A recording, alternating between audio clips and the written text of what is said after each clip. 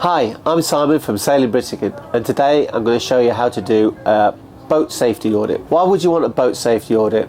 There's two main reasons. In whatever area you're sailing in, there is certain rules and regulations by the local coast guards you have to comply to. And if they come and check your boat and you don't comply, it can be a big fine, or even worse, they can impound your boat. Secondly, you want to have a safe boat. You know, if you have a man overboard or you have a fire, you have the equipment to deal with it. In a second, I'm going to show you how to do a safety audit on my friend Len's boat. If you want a copy of the boat safety audit that I'm using on Len's boat, the link is below. It's free.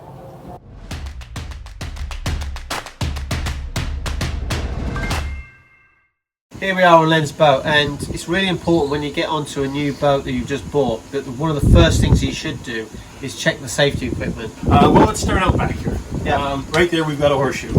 Obviously, throwable, single clip. It can come on easily.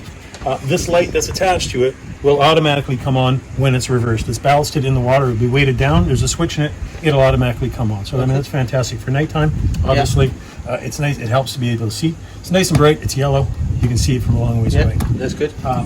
We're going to get another one because we had one that got torn. So in the meantime, I do have two extra life jackets hanging there. They're throwable easily. Also with the light, that particular one will flash SOS automatically when it's turned on. This cooler, which doubles as a bench seat, which doubles as a throwable section. These things they're flotation devices. They're throwable. They obviously have handles people can throw onto. They make great to sit on and good cushions as well. In this lovely cooler, we have enough life jackets for the people that are almost always on board.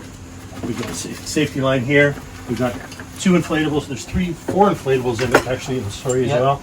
And then we've got a stack of regular life jackets that are a little sun faded, but they're only a couple years old and they're still in decent shape. So everything is there, extremely easy to access. That's really good. And you can grab it right in the cockpit. They're there. Everybody knows they're there. We've got more than enough life jackets in storage elsewhere, and if we bring more guests aboard, obviously we'll put them out so that they're easily grabbable. Yep. Good. All right. Carry on from there. It's our EPIRB, right there. Yep. It's got a hydrostatic release on it, and for those of you who don't know what an EPIRB does, it basically sends a signal to a satellite. It's a locator beacon, and it will automatically go off if it gets wet and goes. I think that one's 4 feet underwater, and she'll pop loose, come out, and she'll be floating. Now, if we're ever in a serious situation, we'll always take that and put it into our grab bag and put it into our life raft, and we take that with us because that's your lifeline, and that's how Coast Guard's going to find you. Anything else outside?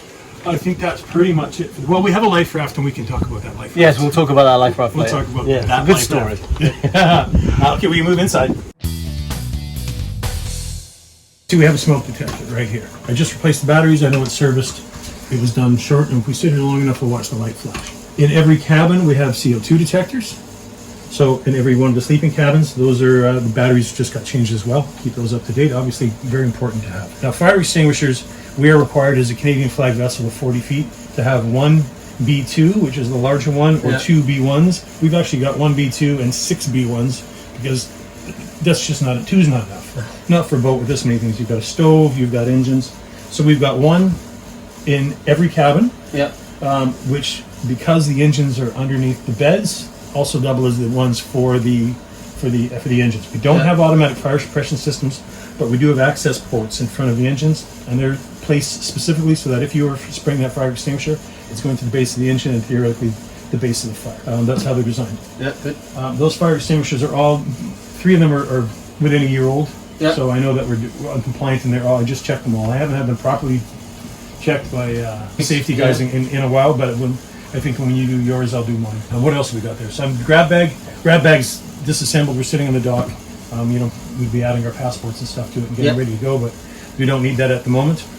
If we look here, move the garbage can out of the way, pop that. Mita, you've got flares, flare gun. We've got safety blankets right there. We've got a flashlight right here, and we've got some jack lines right here. Jack lines. 2 sets of jack lines. Basically, and those, of course, to clip in front, clip the back. You use your lifeline with your life jacket, clip yourself to it, and you can freely walk the front and back of the boat in safety. Yeah, but we don't put those on unless we're doing a night sail, because it just gets in the way and you trip over. Also, the sun destroys it, and then it becomes useless, and it's no good. So that's why we only put it out when we go out at night. What else are we looking for? Have you got A VHF? the VHF? Yes, well, we have our VHF here, and we have a portable one elsewhere. And portable one elsewhere. Yeah, well, there's also a there's also a station at the helm. Bungs? Bungs, yes, I have a box of bungs in there. I didn't show them to you, but there is a whole stack of bungs in there. First aid kit? First aid kit's in the medicine cabinet in the bathroom. Do you have a down buoy? I don't have a down buoy. It's something I would like to add. I think it would be a good thing to have on the boat. So that's the thing that goes into the water, and it has a flag about 10-12 feet up in the air. Right. So if a person goes overboard. You've got angle grinder on there, which would be very handy for rigging the size of yours, but my boat's smaller. What we do have is a very large set of bolt cutters. Yes. So if I need to ever cutting rigging away, I can grab those and I can cut my rig down. Yes, good. Fire blanket. Yep, 2 of them are in there. Fire blankets in there, Yep. 2 of them in there. Right, so just going up to talk about the life raft, really. Let's go talk about that life Let's raft. go talk about it. Yeah.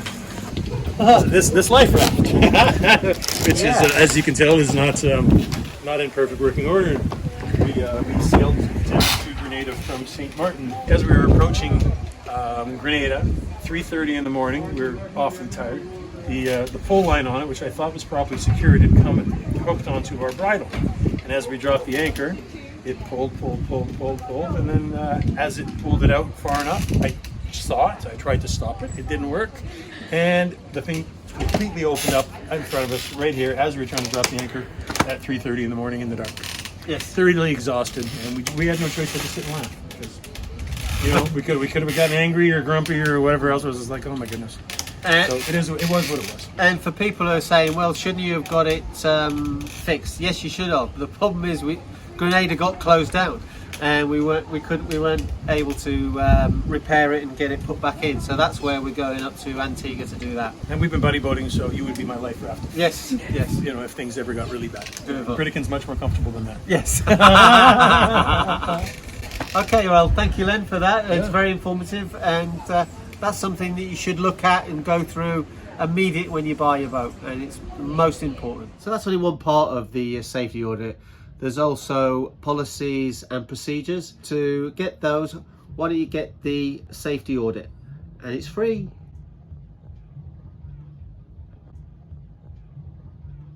So it's a bank holiday here in St. Martin, and there's a beach party going on, so if you can hear some music in the background, hey!